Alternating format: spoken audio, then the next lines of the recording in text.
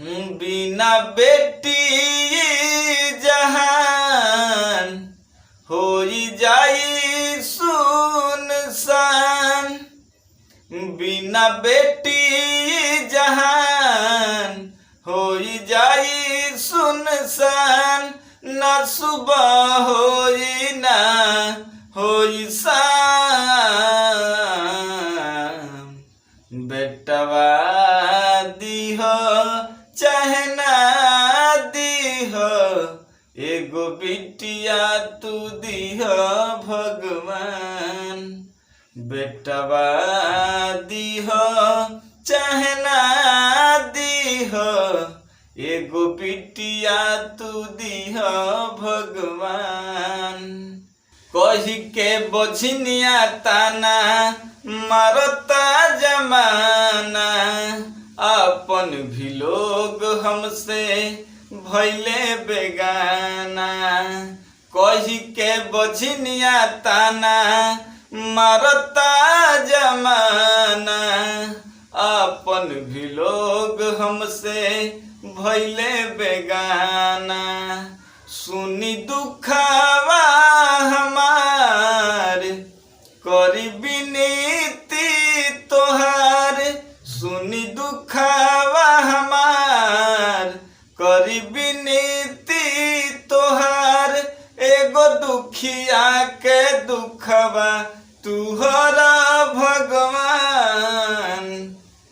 बेटवा दीह चाहे ना दीह एगो बिटिया तू दीह भगवान। बेटवा दीह चाहे ना दीह एगो बिटिया तू दीह भगवान। माई कहावे खातिर तरसेला मनवा। बेटी बिना सुना लागे भवनवा। माई कहावे खातिर तरसेला मनवा। बेटी बिना सुना लागे भवनवा। भइल जिंदगी अन्हार रउवे कदी उजियार। भइल जिंदगी अन्हार रउवे कदी उजियार। एगो है हमर कहल तू कर भगवान। बेटवा दीह चाहे ना दीह एगो बिटिया तू दीह भगवान। बेटवा दीह चाहे ना दीह एगो बिटिया तू दीह भगवान।